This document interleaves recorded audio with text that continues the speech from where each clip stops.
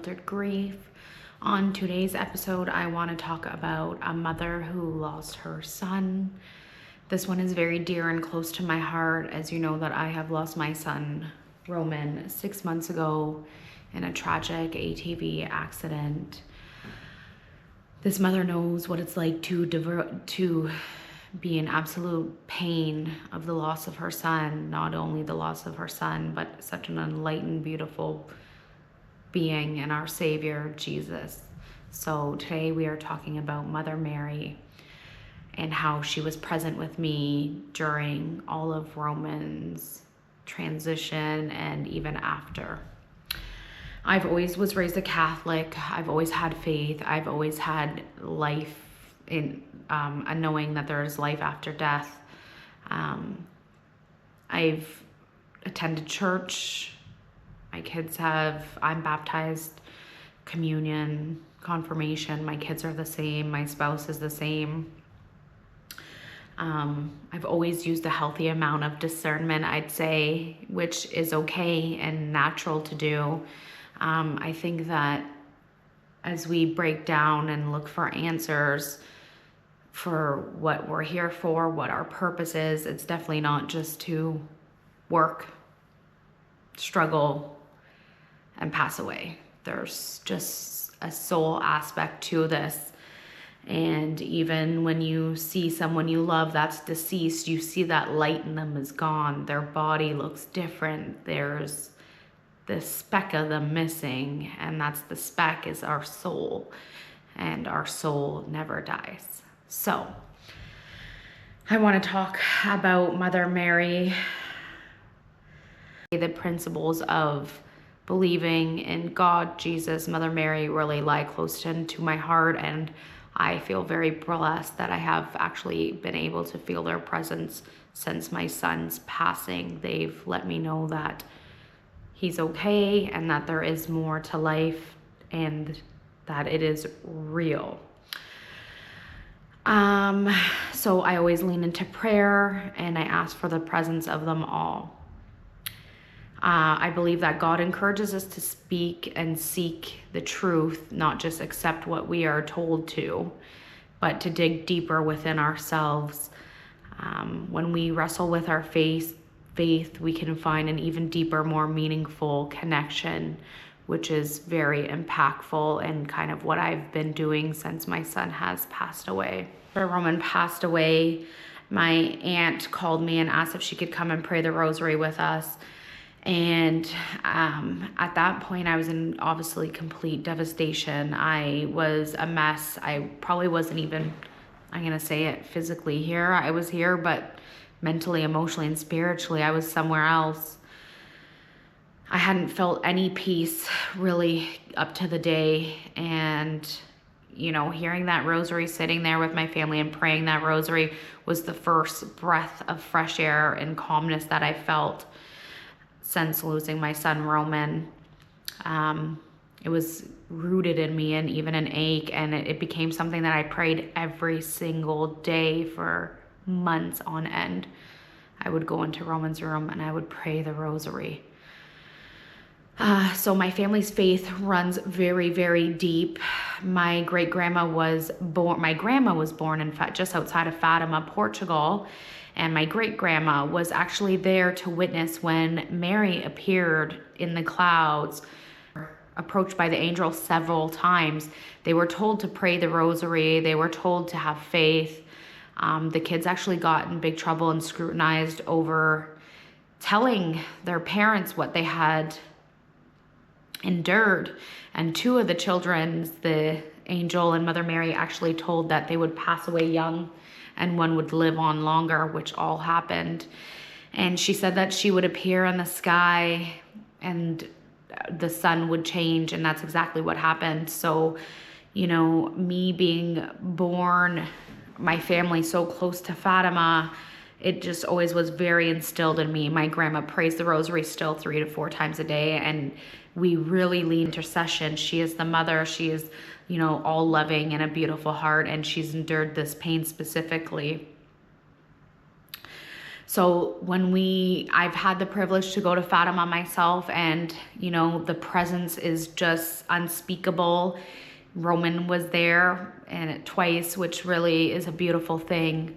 And it's just something that you can't really put into words, the feeling that you have there. So again, I just want to say that my roots were kind of always deep with Mother Mary, but obviously not to this degree. So a couple days after my aunt came and prayed the rosary, Ryan went to our local church here and was praying the rosary in front of a statue of Mother Mary. He was on his last, he didn't know where to turn. He felt defeated and so much pain and agony. And it's a very hard life acceptance to accept that, this is our reality. So he sat in that church and he can share his story, but he was sitting alone in the church, kneeled down in front of Mother Mary. And as he was praying, he heard a deep sigh. He turned around and there was no one there. The church was empty and he just felt a deep connection.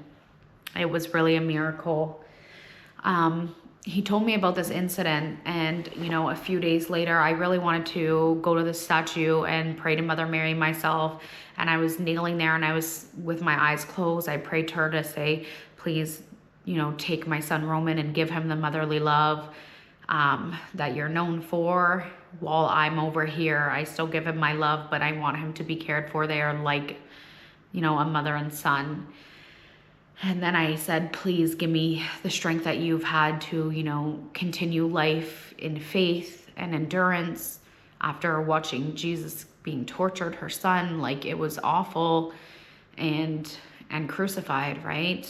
I prayed for her intercession and strength. And as clear as day, I could feel this touch on my forehead, and it was ever so gently. And it just filled me with a peace and a love that was so beautiful. And I just felt like it was Mother Mary. And at the time, I didn't share that with anybody because I just felt like, Roman had just passed, and it's so hard to have these supernatural things happening to us, right? But it's so beautiful, but you're also very scared of judgment of people, right? Oh, I just lost my son and now I'm going crazy, or whatever the case may be. But it just feels like a calling to me to share my experience and my story to help anybody that could use it. Once after Roman passed, it was Christmas, and we decided as a family to skip Christmas. So we left. We had to get out of here. We just can't do it, and I don't know if we'll ever be able to do it, but specifically this Christmas we left. And the morning that we were leaving, I was extremely anxious, scared to get on a plane, scared to go somewhere new, scared of the crocodiles, the sharks, the bugs. What if something happens to Bella? My mind was spinning. Of course, now I know that these things happen, and I'm scared still of what's going to happen because we just don't know. We're not in control. But nonetheless, I was really worried that morning and filled with anxiety. So I went into my son Roman's room, who passed away, and I was looking for things to bring of him, something to bring of him. And my son collected old stamps. So he had a Ziploc bag full of these old stamps from army time, wartime stamps. And so I didn't know this. I didn't really look at the stamps with him in detail. I was more with him in the collections that he had of his coins. Anyways, I wasn't aware of what stamps he fully had. So I opened this little box that Roman had in his closet, and to my surprise, I open it, and Roman found a stamp of Mother Mary, an old vintage stamp of Mother Mary. Now, we raised our kids Catholic, but I honestly didn't think that we raised them to the degree to see a stamp of Mother Mary and have the knowledge to respect it so much to put it in somewhere special. And that's exactly what he did. And my heart just dropped because I'm like, whoa, Roman was so connected, even more than what we knew. And so he placed this stamp of Mother Mary in this box, individual. And for a 13-year-old to do something like that, it feels like I wouldn't have done that at 13. I can rightfully admit that. And it just felt like he was so connected and already had a relationship with her. And now she's stepping up to let us know that also she has him and he's okay. So while we were in Costa Rica, we get there, everything's fine, safe. We have a green sloth teddy bear of Roman's, and we were taking pictures with it, and just like to have a piece of him with us in the picture. So he would be in the pictures with us, the sloth teddy bear, or we would take pictures of it alone. And so we were on this one airplane in Manuel Antonio. It's a very famous restaurant. It's the aviation airplane that's kind of overlooking the mountain cliff ocean side, and it's an airplane, a glider. So you can go in and you can take pictures in the glider. It's really cool. So my daughter put the sloth in a place, and honestly, I'm a little bit OCD, and it wasn't a place where I was like, why is it there? Whatever. I took the picture with it. I even thought I should move it, but I didn't. So we take a picture of it, and later I'm going through the pictures and I zoom in, and it is clear to see that there is a figure of Mother Mary behind the sloth. And again, just another representation that she is with us. The same aunt that prayed the rosary with us said that she's very divinely connected and very spiritual and involved in the church. She said that when she heard that Roman passed, she was just, obviously our whole family was just rocked with devastation and deep sorrow, and they were crying. And she said that when she went to bed, she actually had a vision of Mother Mary there with us when Roman passed away in the forest, and that Mother Mary grabbed him and took him up to heaven, which is beautiful. And we've had many confirmations like that through mediums as well. So that's the kind of love that never leaves us, is these spiritual, beautiful beings that are here to guide us.